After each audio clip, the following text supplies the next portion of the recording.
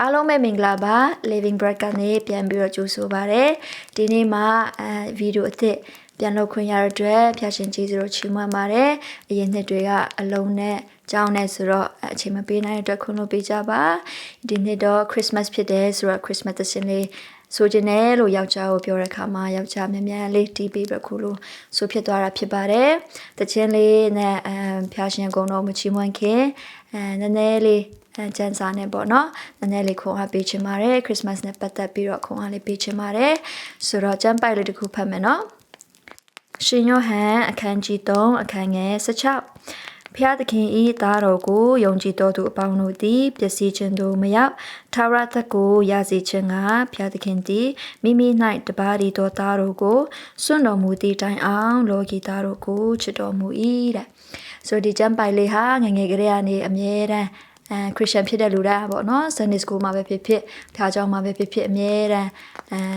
ကြားနေကြကြံပိုက်လည်းဖြစ်မှာပါပြီးတော့အလွတ်လဲရတဲ့လူတွေလည်းအများကြီးရှိမှာပါဆိုတော့ဒီကြံပိုက်လေးမှာဘာတွေ့ရလဲဆိုတော့ဖျားတင်ကလောကီသားတို့ကိုချစ်လွန်းလို့ပေါ့နော်သူ့မှာရှိသမျှတွေကိုပေးတဲ့ဖျားဖြစ်တယ်တဲ့သူ့မှာဘာရှိလဲဆိုတော့သူ့မှာတပါးဒီတော့เนาะသားတစ်ယောက်တည်းပဲရှိတဲ့သားကိုသူကလောကီသားတို့ကိုချစ်လွန်းလို့သူကပေးခဲ့တယ်လို့ဒီချမ်းပိုင်မှာတွေ့ရပါတယ်ဆိုတော့လောကီသားလို့ပြောတဲ့အခါမှာခရစ်ယာန်ဘာသာကိုးကွယ်လူပဲမဟုတ်ပဲနဲ့ဘယ်ဘာသာကိုကိုးကွယ်တော့သူမဆိုပေါ့နော်မွတ်စလင်ဘာသာဖြစ်ဖြစ်ဟိန္ဒူဖြစ်ဖြစ်ဗုဒ္ဓဘာသာကိုးကွယ်သူဖြစ်ဖြစ်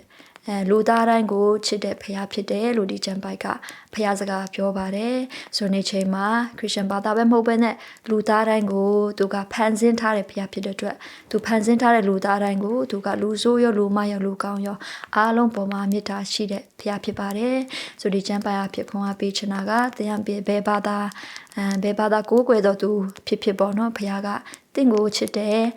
သူကိုတီးတီးမတီးတီးတင့်ကိုချစ်တဲ့ဖခင်ဖြစ်တယ်သူရဲ့အသက်ကိုယ်တော်စွန့်ပြီးတော့ချစ်တဲ့ဖခင်ဖြစ်ပါတယ်သူမှာရှိသမျှကိုပေးပြီးတော့ချစ်တဲ့ဖခင်ဖြစ်တယ်ဆိုတော့ဘာသာတိုင်းကိုကြည့်တဲ့အခါမှာပေါ့နော်ဆရာတွေအများကြီးကလည်းပြောပါတယ်ဘာသာတိုင်းကကောင်းတယ်ကောင်းတော့သင်ပေးတယ်လို့ပြောကြပါတယ်မှန်ပါတယ်ဟုတ်ပါတယ်နော်ဘာသာအများစုကကောင်းတော့သင်ပေးပါတယ်ကောင်းမှုကုသိုလ်လုပ်ဖို့သင်ပေးပါတယ်ဒါပေမဲ့ဘာသာကိုကြည့်တဲ့အခါမှာပေါ့နော်ဖခင်ကလူသားကိုချစ်တယ်ဆိုတော့ပြောတဲ့ဘာသာမရှိပါဘူးเนาะဖခင်ကလောကီသားတို့ကိုချစ်လွန်းလို့သူ့မှာရှိသမျှပေးတယ်သူရဲ့တပါးဒီတော့သားတော်ကိုအသက်ပေးဖို့ဆွန့်လွတ်တယ်ဆိုတာဘယ်ဘာသာမှမတွေ့ရပါဘူးဒါမဲ့ဒီစကြဝဠာအားလုံးကိုဖန်ဆင်းတဲ့ဖခင်လူသားတွေကိုဖန်ဆင်းတဲ့ဖခင်ကပဲလူသားတိုင်းကိုချစ်တဲ့ဖခင်ဖြစ်တယ်မေတ္တာပေးတဲ့ဖခင်မေတ္တာကိုစကားနဲ့ပဲမဟုတ်ဘဲနဲ့ပေါ့နော်သူကိုယ်တိုင်ကလောကကိုဒီကမ္ဘာပေါ်မှာဆင်းပြီးတော့သူကိုယ်တိုင်ကပြသွားခဲ့တာဖြစ်ပါတယ်လဝကိုင်းတိုင်းမှာသူရဲ့အသက်ပေးသည့်တိုင်အောင်ချစ်တဲ့ဖခင်ဖြစ်တယ်ဆိုတော့တသက်ပြခဲ့တာဖြစ်ပါတယ်ဆိုတော့ဒီချိန်မှာဒီဗီဒီယိုလေးကိုကြည့်တဲ့သူခရစ်ယာန်ဘာသာကိုးကွယ်သူဖြစ်မဟုတ်ပေါ့နော်ပြန်ပြီးတော့ remind ချင်ပါတယ်တင့်ကိုချစ်တဲ့ဖခင်ရှိတယ်တင့်အကြောင်းကိုသိတဲ့ဖခင်ရှိတယ်တင့်ကိုဖန်ဆင်းတဲ့ဖခင်ကတင့်ကိုအမတန်မှချစ်လွန်းလို့သူမှာရှိတဲ့တပါးဒီတော်သားတို့ကိုပေးခဲ့ပါတယ်လွန်ခဲ့တဲ့နှစ်2000မှာပေးခဲ့တာဖြစ်ပါတယ်ဣသရေလလူအဖြစ်ပေါ့နော်ဂျူးလူမျိုးကိုခံစားပြီးတော့ဣသရေလနိုင်ငံမှာမွေးဖွားခဲ့ပြီးဖြစ်ပါတယ်ထိုသခင်ကဒီနေ့ချိန်မှာအသက်ရှင်ပါတယ်ထိုကြောင့်သူကိုသိချင်တယ်ဆိုလို့ရှိရင်နှလုံးသားထဲကနေခေါ်လို့ရပါတယ်ကိုရောယေရှုခရစ်တော်ကိုရောကိုသိချင်တယ်နော်ကိုရောပေးတဲ့ထာဝရအသက်ကိုရချင်တယ်ဆိုပြီးတော့သူကိုဆူတောင်းလို့ရပါတယ်နှလုံးသားထဲကနေတောင်းလို့ရပါတယ်ထိုကြောင့်ဒီအချိန်မှာဒီကျမ်းပိုက်လေးကပြောလို့ပေါ့နော်သူ့ရဲ့သားတော်ကိုယေရှုခရစ်တော်ပေါ့နော်accept တဲ့လူတိုင်းပေါ့နော်လက်ခံယုံကြည်တော်သူပေါင်းတို့ကိုဖခင်ပါပေးလဲဆိုတော့ထာဝရအသက်ကိုပေးတယ်တဲ့နော်ပြီးတော့ကောင်းကြီးတွေကိုလည်းပေးခြင်းနဲ့ဖခင်ဖြစ်ပါတယ်ဆိုတော့ဒီလောကမှာအသက်ရှင်တဲ့အခါမှာဖခင်ကကောင်းကြီးရစေခြင်းနဲ့ဖခင်ဖြစ်တယ်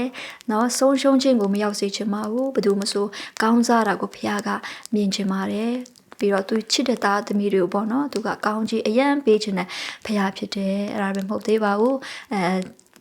တည်တဲ့ခါမှာပဲဖြစ်ပေါ့နော်တည်ပြီးနောက်မှာလဲဖခင်ကသူနဲ့အမြဲတမ်းထာဝရနေဖို့လိုချင်တဲ့ဖခင်ဖြစ်ပါတယ်သူနဲ့မခွဲခွာစေချင်တဲ့ဖခင်ဖြစ်ပါတယ်ထို့ကြောင့်ထာဝရအသက်ကိုသူသားတော်ယေရှုခရစ်တော်အားဖြစ်တဲ့နေ့ချိန်မှာခရစ်စမတ်မှာဖခင်ကပေးခဲ့တာဖြစ်ပါတယ်ဒီနေ့မှာလဲဒီဗီဒီယိုလေးကိုကြည့်တဲ့သူလဲလက်ခံခြင်းနဲ့ဆိုလို့ရှိရင်နှလုံးသားတွေကနေဖခင်ကိုဆူတောင်းလို့ရပါတယ်ဆိုတာပြောချင်ပါတယ်အားလုံးပဲခရစ်တော်စီကနေလာတဲ့ညီသက်ချင်းတင်တော်ပေါ်မှာတက်ရောက်ပါစေလို့ပြောချင်ပါတယ်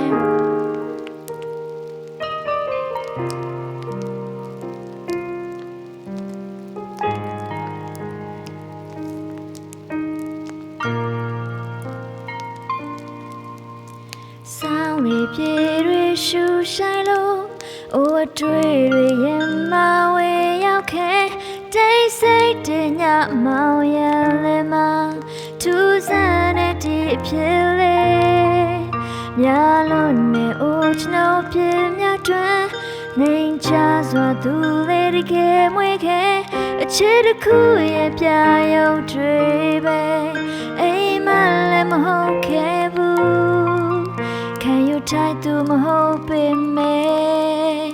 သူလေးငါကိုရွေးခဲ့ခဲ့တာဟာတကယ်ဖြစ်ပြတွေပဲဆောင်းညချစ်တတ်တဲ့တွေ့ရှိခဲ့ရသူတယောက်မို့ကျင်နာစွာသူပြတဲ့ချစ်ရဲ့နဲ့တွေ့ရှိအေးချမ်းတဲ့ညလေးမှာ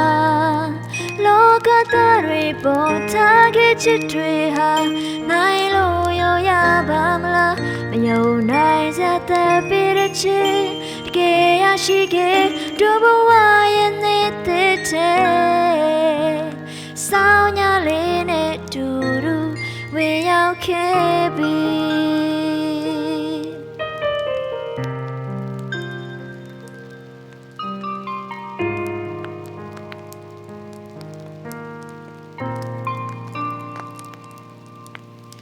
ဆောင်းလေးပြေတွေရှူဆိုင်လို့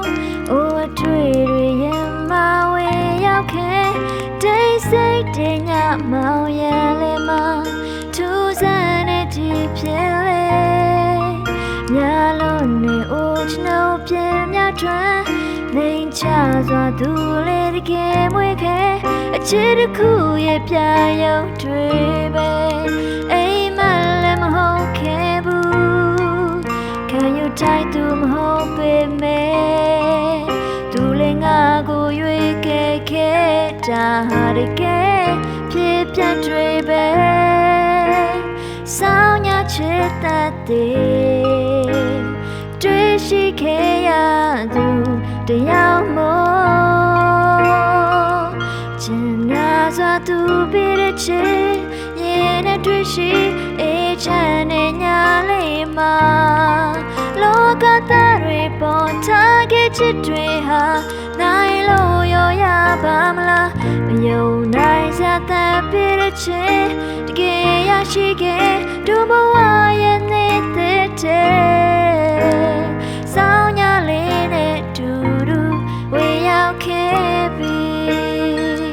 ကျင်နာစွာသူပြတဲ့ချစ်ရဲ့နဲ့တွေ့ရှိအေးချမ်းတဲ့ညလေးမှာလောကသားတွေပေါ်ထားခဲ့ချစ်တွေဟာ